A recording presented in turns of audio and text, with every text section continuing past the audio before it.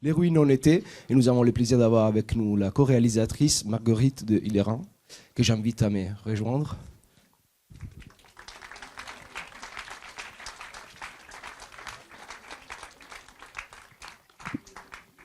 Bonjour Marguerite, bienvenue. Bonjour, merci. Alors pour commencer le débat, je vais poser quelques questions, mais n'hésitez pas à lever vos mains si vous souhaitez intervenir, je vous laisserai tout de suite la parole. Donc, première question que je voulais poser, c'était par rapport à comment vous filmez l'espace du film, que je trouve que c'est une des éléments cruciaux, plus importants du film, cette transformation, resignification de l'espace dès la toute première scène, comme s'il s'agissait dès le début de mettre en place une sorte d'espace rituel, aussi d'une fiction qui devait révéler autrement des vérités, des non-dits. Est-ce que vous pouvez nous dire quelque chose par rapport à...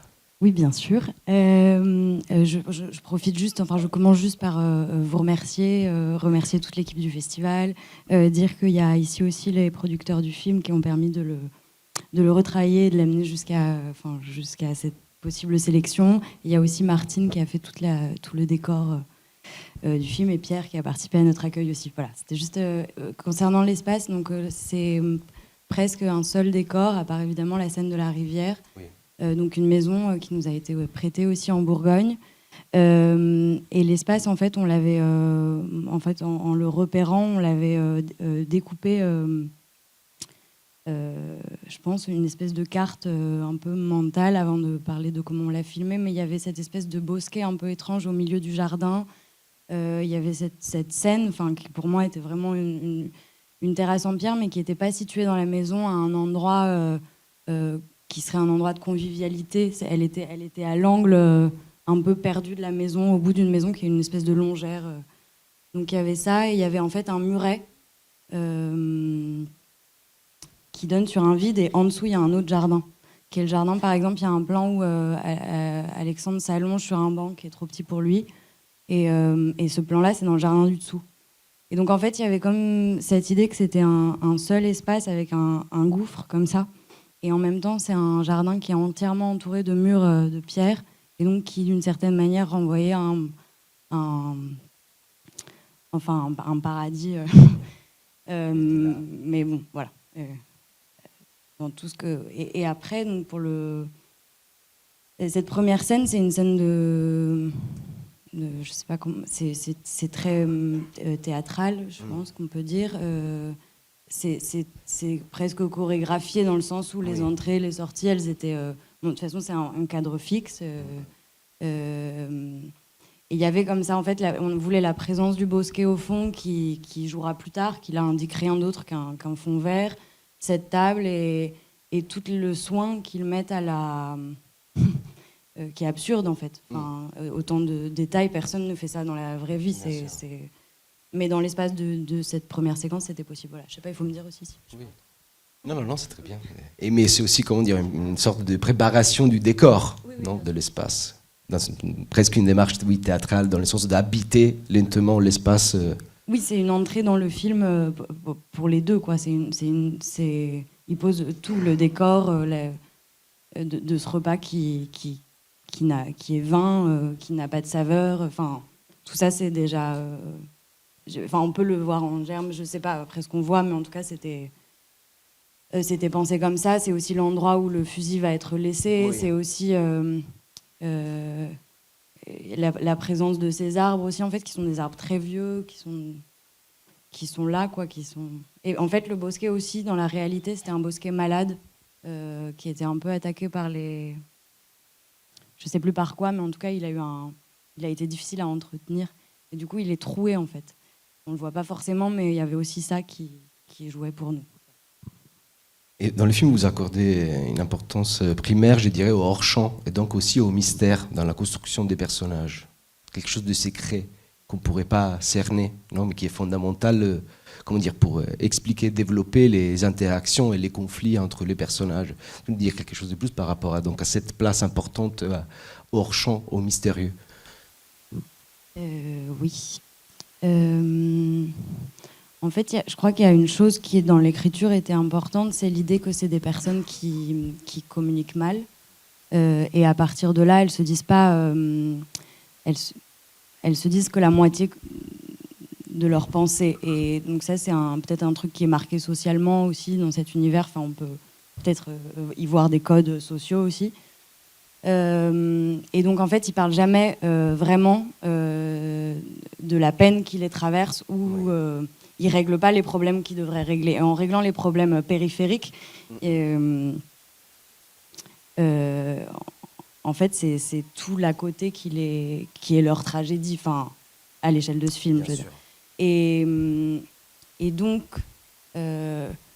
c'est pour ça, je pense que le choix qu'on avait fait, parce que bien sûr, Félix n'a pas pu venir, mais c'est une co-réalisation et je pense qu'il aurait bien aimé parler du film aussi ici, mais dans les plans, en fait, il y a toujours une personne qui va finir par manquer. Enfin, il y a ce couple et il y a déjà un manque, mais qu'on comprend plus tard. Enfin, je ne sais pas à quel moment vous l'avez compris, mais voilà. Ensuite, quand il y a la scène de la table, elle s'en va et on voit qu'elle manque. Et ensuite, en fait, c'est toujours et Fanny, en fait, qui est annoncée au début du film, n'arrive qu'à la fin. Et en fait, il y a et c'est comme si, je pense, là, en le revoyant, je me disais, il y a des scènes qui commencent et qui se finissent pas. Enfin, sur le travelling, je pense que c'est évident parce qu'ils sortent et qu'ils rentrent dans un moment qui est en plus très... Enfin, là, en le revoyant, je me dis, c'est quand même bien, bien calé.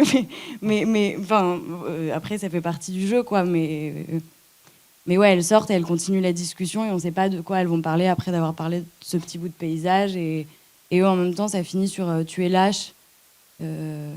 Quelque chose à peu près et on ne sait pas ce qu'ils se disent après ça, quoi. Et en fait là c'est à chacun de ou pas de voilà, pardon, je réfléchis à haute en même temps. Mais, merci pour ce film.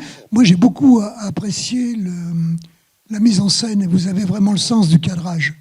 Vous cadrez extrêmement bien et bravo au chef opérateur ou à la chef opérateur. Par contre, au niveau du scénario, je suis nettement moins fan, notamment pour tout ce qui... J'ai du mal à traduire les non-dits. Alors peut-être que vous pouvez nous en dire plus sur le scénario. Et c'est une fiction pure ou vous êtes parti de quoi pour ce scénario ? Merci pour le cadrage. Enfin, le chef opérateur s'appelle Alexandre Cambron. Merci. Sur le scénario, habituellement, je suis pas. Je suis d'accord qu'il y a des zones obscures, des zones pas explicitées. C'est du coup choisi. C'est pas du coup. En fait, je sais pas quoi vous dire. Attendez, je réfléchis ce que je peux vous dire sans vous gâcher. En fait, c'est-à-dire, l'idée du film, c'est quand même qu'il soit senti. C'est possible qu'on sente rien aussi, hein. Enfin, de toute façon, tout est possible avec les films, mais ça part d'un deuil, en fait. Les deux personnages qu'on voit au début ont perdu un enfant. Ça, vous avez compris ? En fait, c'est ça. Hein. Il n'y a pas tellement plus à comprendre que ça, et ensuite, ce que ça permet dans la fiction, c'est des personnages qui sont détruits au départ. C'est le postulat de départ. Ils sont détruits. Et qu'est-ce qu'on fait à partir de ça ? Et alors, après, je sais pas la mécanique du scénario, je sais pas si je me sens assez experte même de ça, mais je veux dire, c'est à partir de ce drame-là qu'il y a et en fait, il y a le retour de ce frère, donc c'est un événement qui interrompt donc le plan initial qu'ils avaient, et ensuite, il y a une sorte de regain de vie qui est un peu le milieu du film, quoi, une sorte de semblant, mais qui est faux, en fait, un faux semblant de vie, où je pense que lui, le mari, reprend plus goût à la vie, entre guillemets, que elle, qui est plus dans un rapport... Enfin, c'est pas son frère, c'est pas la même joie de le revoir, et elle le connaît pas, en fait. Et je pense qu'elle le vit plus comme quelqu'un qui vient perturber son plan, entre guillemets. Et puis après, je sais pas qu'est-ce que moi Fanny, je la vois comme donc c'est le personnage qui arrive en 4e à la fin. Je la vois comme quelqu'un qui paye pour les autres. Mais on n'est pas obligé de le voir comme ça. Enfin, c'est celle qui est là et en fait qui est un peu là pour les autres aussi, qui est restée, qui est pas partie, mais qui a fait le choix de pas partir. Pardon ? Mais je sais pas parce qu'elle le vit pas comme un sacrifice. Elle dit qu'elle se sent libre. Donc je sais pas, faudrait lui demander. Non, je crois pas que ce soit une. Non, elle est sacrifiée plus qu'elle ne se sacrifie, je pense. Voilà. Je sais pas si je peux vous dire plus de choses que ça, ou si d'autres personnes voudraient rebondir, ou si on doit passer Non, bah encore. au film suivant. Oui. En fait, je pense que c'est plutôt un commentaire sur justement le personnage de Fanny, comment vous avez choisi au départ, la tension, elle est dans le hors-champ, bien sûr, parce qu'il y a toujours cette sensation qu'ils peuvent, comment dire, en arriver à commettre cet acte en hors-champ. On a toujours peur quand on est qu'est sur le frère, et que du coup, quand on sait que le couple est ensemble, on sait que ça risque quelque chose. Du coup, il y a une espèce de tension autour de l'arme, et puis Fanny qui a annoncé au départ, qui du coup faisait partie du plan aussi du suicide. Fanny était la personne voulue pour retrouver les corps. Et puis rapidement, genre, à cette scène de fin, l'attention elle est déplacée du couple à cet autre couple, n'est pas un couple, mais c'est deux autres personnes. Et je pense que en termes de scénario, c'est très bien réussi. En fait, Fanny qui a annoncé et que elle ne retrouve pas le corps, mais voilà, elle dévient le corps, quoi. Donc il y a quelque chose en termes de scénario qui fonctionne très bien. C'est juste un commentaire. Comme d'ailleurs la mort de Fanny a lieu dans le même espace où juste avant on avait vu cette espèce de spectacle improvisé. Donc comme s'il s'est préparé déjà dans cet espace quelque chose de rituel qui a hanté les destins des personnages. Et justement j'avais une question aussi par rapport à l'action de la tragédie, donc à la référence à Racine, qui hante aussi quelque part le film et qui anticipe aussi le destin tragique des personnages. Oui, c'est une citation qui est venue parce qu'en fait, c'est un très beau moment dans Phèdre et c'est l'annonce de la mort du fils. Donc c'est la principale raison du choix et en fait c'était pas. Alors je sais pas comment vous l'apercevez, mais on peut deviner tout de suite, je pense, ou on peut ne pas deviner comment ça affecte le mari et la femme.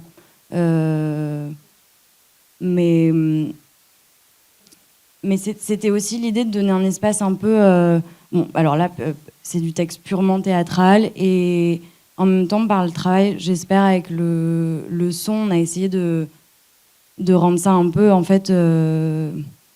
c'est théâtral et irréaliste. Enfin, c'est comme un souvenir d'enfance entre les deux frères, qui serait étendu d'une manière presque absurde. C'est peut-être pas exactement le bon terme, mais tellement exagéré. On reprendrait, enfin, personne n'irait plus loin qu'une ou deux phrases. Et en fait, là, c'est l'espace pour le faire, parce qu'en fait, même on parlait d'espace au début. En fait, moi là, quand j'y repense, eux, ils sont autour de la table. Et le frère, il est en fait face à la maison. Et en fait, c'est comme deux espaces aussi. Eux, ils sont sur l'herbe. Lui, il est sur la pierre. Enfin, en fait, tout ça, ça rendait possible. Et puis, c'était une façon de... sans doute de donner au frère des mots qui ne sont pas les siens. Parce qu'en fait, il n'explique rien de lui. Il n'explique pas d'où il revient. On ne sait pas ce qu'il est allé faire. On ne sait pas combien de temps il est parti. C'est pas important. Mais là, on voit qu'en fait, il peut être traversé par certaines émotions. Et enfin, je crois que ça suffit à donner au personnage une... on n'a pas besoin de savoir ce qu'il a fait pendant ces années-là, quoi. Mais il a manqué, en fait. Et il revient, en fait, aussi... Après, c'est aussi la figure du messager. Et donc, c'est aussi toujours quelqu'un qui vient perturber l'action dans la tragédie. Voilà. Ou la faire avancer, en fait. Bonjour. Moi, j'ai une question simple et je ne sais pas si elle a vraiment beaucoup d'importance, mais je me posais la question. Je ne sais pas si je suis la seule à ne pas avoir compris, mais qui est la deuxième femme par rapport au couple et aux frères aussi, parce que j'ai pas compris quoi. Voilà. Merci pour cette question. Elle n'est pas du tout simple. C'est une amie du couple qui vit, c'est pas vraiment dit, mais elle vit au même endroit qu'eux, dans le même village ou dans la même zone. Et en fait, ils sont régulièrement en contact. C'est comme des amis, sauf que ils se sont connus dans l'enfance. Et ça, c'est un peu rejoué en fait quand il y a la scène où ils jouent aux mousquetaires, etc. C'est un jeu alors c'est ce qu'on se racontait quand on écrivait, qui faisait quand ils étaient petits, Fanny, donc cette fille qui arrive après, et les deux garçons. Mais lui, il était plus petit, le plus jeune, le frère qui revient, et voilà. Merci. Merci beaucoup, Marguerite. Beaucoup. Merci à vous.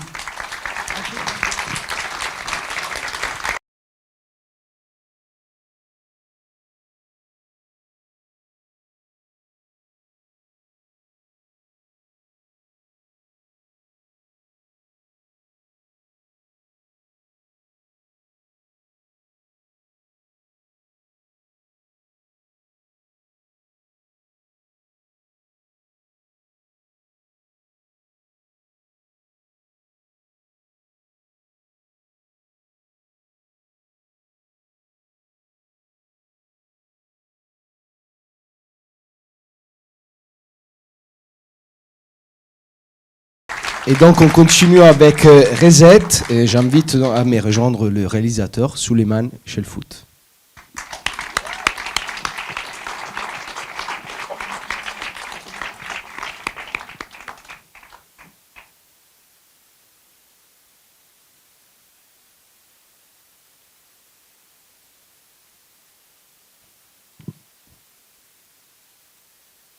Et bien sûr, le comédien protagoniste, ouais. Élie Saleron, et il y a aussi Guillaume Champeval.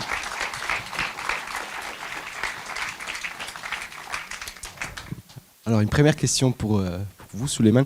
Donc, un peu plus général, le film aborde l'univers du complotisme, des complotistes.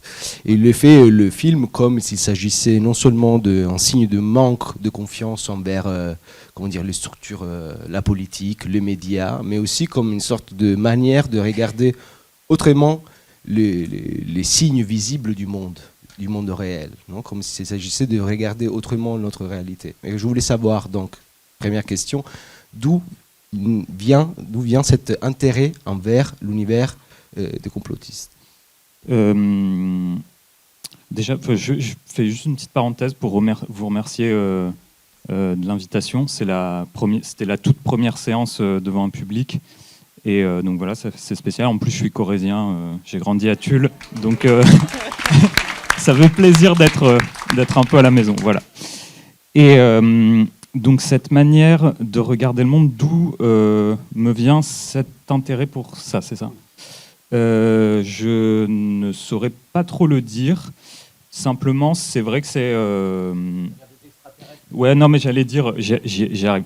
Ça fait quelques films qui tournent un peu autour de ces idées de gens qui créent des liens comme ça. Et justement, ce qu'il disait, j'avais fait un documentaire avant sur l'ufologie, donc les gens qui étudient les ovnis. Ensuite, j'ai fait une fiction en huis clos, plus paranoïaque, quoi. Et là, l'univers des dites théories du complot correspond aussi à ça, des gens qui créent des liens, qui racontent des histoires. Enfin, il y a un truc entre fiction et réel qui m'attire. Est-ce que de la science-fiction aussi? Là, l'idée du film, je ne sais pas si c'est ce qu'on se raconte aussi, c'est un peu l'observation par rapport à la période qu'on a vue. C'était genre, ok, en fait, le monde se met à ressembler à une théorie du complot, quoi. Et un film de science-fiction, quoi. On est dans du Philippe K. Dick ou du George Orwell, et c'est comme ça que je l'ai vécu, quoi. Donc, du coup, un personnage un peu fou n'était dans le fond pas si fou, plongé dans ce bain-là. Voilà. Le film se présente comme une sorte de, oui, c'est un portrait hybride, parce que voilà, on ne sait jamais où c'est le réel, où c'est la fiction. Donc voilà, les pistes sont complètement. Ouais. Ellie, Oui. c'est des acteurs. Oui, Quand même, oui. Je le précise au cas où. Mais donc, comment s'est organisée l'écriture du film et le tournage? Est-ce qu'il y a eu une démarche documentaire dans la fabrication du film? Ok, alors d'où c'est parti d'une envie assez simple. C'était donc. Moi, je travaillais sur un autre projet de film qui était très écrit et pour lequel je cherchais des sous. Ça prenait très longtemps. Et avec Ellie, on est très potes, quoi. On se connaît depuis longtemps. On a déjà travaillé ensemble. Et on avait envie de faire un truc vite, quoi, et un peu spontané. Et du coup, c'est parti de l'idée d'un personnage. Et ensuite, on a mis ce personnage dans la nature. Le personnage s'est développé. Puis après, il y a eu le Covid, donc on a intégré... Enfin, la Covid, en fait, c'était féminin. On a intégré ça. Mais je sais pas si, Ellie, tu as des trucs à ajouter ou quoi, parce que tu étais là. Sur quoi? Sur la genèse du film D'où La c'est parti? Quand tu collaboration. es venu chez moi, tu m'as dit j'aimerais bien faire un film qui se situe simplement autour d'un personnage. Et tu m'as montré un film qui ressemble à ça, je me rappelle plus du film. Et après, tu m'as dit simplement, bon voilà, ça va être un personnage, il va lui arriver des trucs. Et, Ouais, et on verra. Donc il n'y avait pas d'écriture. Et le pas film, grand-chose à la base, quoi. je pense, parce que je sais pas s'il est passé à Brive, mais je crois que c'est un film qui faisait 35-36 minutes, donc c'est possible. C'est un film qui s'appelle Déter, d'un mec qui s'appelle Vincent Weber, que je connais pas du tout, mais j'ai vu ce film. D'accord, ok. Bah c'est en gros, voilà. Enfin, moi, ça m'a fait tilt. Je me suis dit, ah ok, on peut fabriquer des films comme ça, un peu hybrides. Ouais, et du coup, il n'y a jamais eu de scénario, en fait, pour Reset. C'était... Et quelle était donc la contribution des comédiens par rapport à la construction de leur personnage? Je dis un mot, puis après, vous me contredisez si... La contribution des comédiens, bah en gros, donc Ellie, c'est ça, on est arrivé avec une idée de personnage, et ce qu'on faisait, c'était beaucoup de... Donc moi, j'arrivais avec une idée, une proposition déjà de texte, mais pas très bien foutu, à partir duquel il faisait des impros. Ensuite, on faisait des impros. Moi, je réécrivais à partir des impros. On faisait des répétitions. Ensuite, il y avait le tournage qui arrivait, où on jouait plus ou moins le texte, mais où il rajoutait des impros. Après, il y avait des scènes totalement improvisées. Enfin, c'était... mais il y a une grande base d'impro, donc du coup, c'est beaucoup eux, quoi. Exactement. Tout à fait, oui, c'était de l'impro. Et ensuite, Souleymane soulignait des passages par lesquels on devait repasser. Donc, Des fois, c'était à l'extérieur, puis des fois aussi, on faisait des impros à l'intérieur, dans des bâtiments, des trucs comme ça, quoi. Il y a tout un tas de manières d'envisager le jeu. Waouh, merci. Est-ce qu'il y a des questions? Oui. Alors, là au fond, il y en a 3.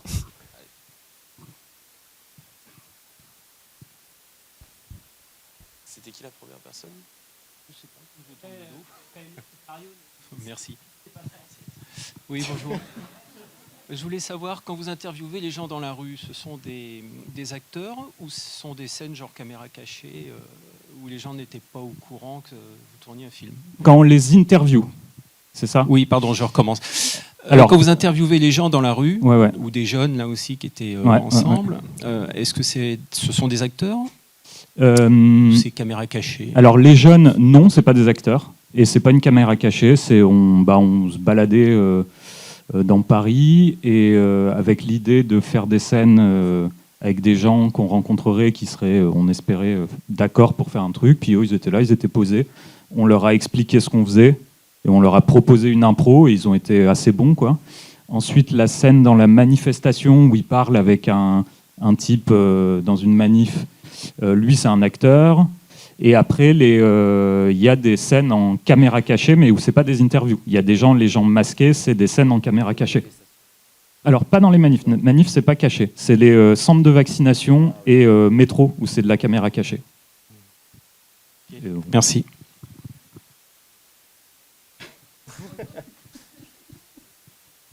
Bonsoir, j'ai 3 questions. La puce SSID, est-ce que RFID. c'est une réalité? Est-ce que des soignants peuvent la mettre sur quelqu'un? Ça, c'est la première question. Alors, Ensuite- je peux répondre question par question, ce sera plus simple. Alors, la puce RFID, c'est une réalité, ça existe. Le premier film de Suleiman s'appelle RFID. Oui, il y a déjà eu un film sur les... Après, les puces RFID, c'est des puces qui peuvent être implantées sous la peau, mais pas à notre insu, parce qu'elles sont assez grosses. Donc, en fait, techniquement, dans un vaccin, ça rentre pas. Mais ça existe, les puces RFID. Non, mais est-ce qu'un soignant peut la mettre dans une dent ou sous Non, la... dans une dent, ça n'a pas d'intérêt. Vraiment, puce RFID, c'est quelque chose, si on nous l'implante, on s'en apercevrait, parce qu'elle est assez grande, et dans une dent, Mais ça ça rentre arrive pas. à des malades mentaux ou à d'autres personnes? De se faire implanter des puces à leur insu, vraiment, je ne pense pas. D'accord. Mais vraiment.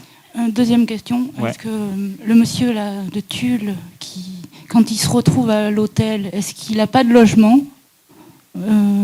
Peut-être il se retrouve à l'hôtel s'il n'a pas de logement. Est-ce que quand il dit qu'il a plus de mémoire, Ouais. est-ce que c'est qu'il est en psychiatrie ou est-ce que c'est à cause du Covid? Alors, l'histoire, vous voulez qu'on... Tu te rappelles, Guillaume, de toute l'histoire du personnage? Vas-y, refais, parce que le personnage avait toute une histoire, donc... Oui, en fait, il y a des parties qui ont été coupées, parce qu'en fait, quand on a tourné, ça a duré 22 minutes, je crois. Voilà, donc il y avait une grosse partie où j'expliquais mon parcours professionnel, fictif, évidemment, et j'expliquais que j'avais, disons, côtoyé Bill Gates, parce que mon bureau était à côté du sien, même s'il n'était jamais là, parce qu'il était souvent en voyage, mais j'étais quand même persuadé que c'était le sien. Comme j'étais persuadé d'être chez Microsoft, parce qu'en fait, sur tous les écrans, il y avait écrit Microsoft. Et donc, c'est comme ça que j'avais trouvé une disquette dans une poubelle, que j'avais pas réussi à bien lire, parce qu'elle était codée, mais j'étais persuadé qu'en fait, c'était la formule de la Covid. Et juste question rapide, troisième question. À un moment, vous auriez pu les faire arrêter par un SAMU ou une psychiatrie quand la sœur donc du protagoniste dit « tu n'es pas là ». Pourquoi avez-vous fait ce choix de ne pas les faire arrêter? Ben, c'est une bonne question. Internet, quoi. Enfin, Oui, par un tiers. Ouais.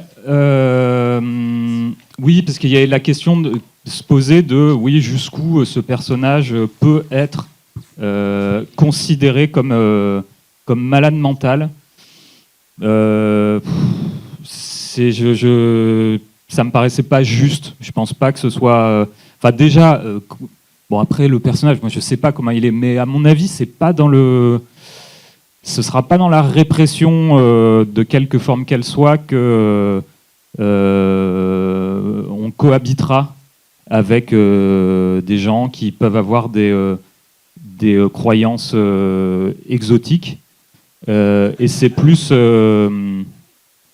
dans le... Enfin, je sais pas, après le film, je sais pas, j'ai essayé de faire en sorte que ça raconte un peu ça, mais dans la patience et l'amour, quoi, un truc tout simple. Voilà. Oui, pour la troisième question, il n'y a pas de notion de mise en danger d'autrui, hein. Ou alors de mise en danger individuelle, donc de toute façon, le personnage, étant donné qu'il fait mal ni aux autres, ni à lui-même, je pense que ça ne peut pas être retenu comme critère suffisant pour un internement, même à la demande d'un tiers. Voilà. Bonsoir. Moi, ma question, c'est pour l'acteur de... C'est là. Ah, merci. Pardon. Moi, ma question, c'est pour l'acteur de Pietro. Toutes les fois où vous êtes en live, que ce soit sur Twitch ou dans la rue, du coup, vous étiez seul. Et est-ce que dans votre quotidien, en tant qu'acteur, pas dans le personnage, vous étiez là, ah ben, je vais faire une scène maintenant pour le kiff? C'est arrivé une fois. J'avais fait une scène où une fausse vidéo sur moi-même, enfin sur le personnage de Pietro, où il y a on va dire des complotistes un petit peu plus ultra et un petit peu plus purs qui décident de faire une mise en garde contre Pietro Lefebvre. J'ai passé beaucoup de temps à la faire. Elle était vraiment, vraiment super bien cette vidéo. Et je l'ai envoyée à Souleymane. Et il y a eu, je sais même pas ce que c'était, le commentaire. C'était ah oui, pas mal. Et puis après, on n'a plus jamais entendu reparler. Donc je peux te dire qu'après ça, j'ai plus jamais rien tenté de faire sans l'avis de Souleymane. Oui, voilà. Alors il parle d'un truc une fois, il y a très longtemps, je m'en souviens même pas. Pour répondre à votre question, toutes les vidéos, j'étais là, j'étais derrière lui, c'est moi qui lui réglais la caméra parce qu'il est incapable d'appuyer sur le bouton REC. La prise de son, si je l'avais pas un peu organisée, ça aurait été encore pire que ça. Et il aurait pas su quoi dire. Et donc non, enfin il y a une fois peut-être où il a pris une initiative, mais le reste du temps j'étais derrière, je lui disais quoi faire, où se placer. Rendez-vous quoi dire, première voilà. rue Leclerc. On remonte à l'avenue de Paris à mon ordinateur, je vous montrerai la vidéo. Oui, il y a encore une question, désolé, c'est la dernière. Là, je dis pour le monsieur qui voulait intervenir. Oui, non, je peux faire vite et laisser la place à une ultime question derrière moi. Bon, je vais faire vite. Oui, merci et bravo d'être allé jusqu'au bout de cette aventure. Je suis là. Ouais. Et j'aurais pu laisser un peu plus longtemps. Non, je plaisante. Et donc, voilà, non, j'avais juste une question aussi en termes de production. Parce que j'ai vu qu'il y avait pas mal de logos qui ont suivi le générique. Et je voulais savoir après comment ça s'est passé, du coup, si vous avez tourné avant d'être produit, si vous avez eu des financements après pour la diffusion, voilà. Ouais. En gros, ça a commencé en autoproduction. Au bout d'un moment, j'ai commencé à travailler avec Laurence Lama, qui est un producteur, un bon ami, qui a mis un peu d'argent et qui est de sa poche et qui a fait un accompagnement artistique, mais qui me disait vas-y fais ton truc et puis qui me donnait son avis de temps en temps.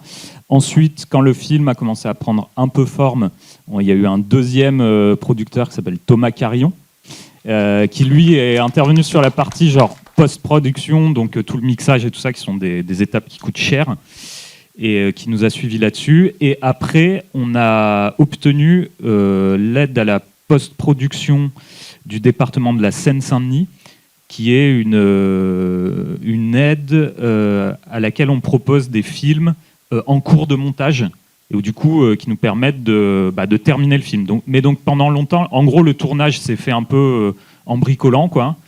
Le montage aussi, et il s'est fini grâce à l'institution. Enfin, il a rejoint l'institution. Non, mais c'est intéressant.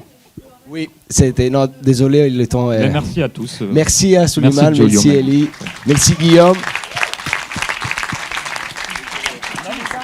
Ouais, je sais, j'avais 15 minutes.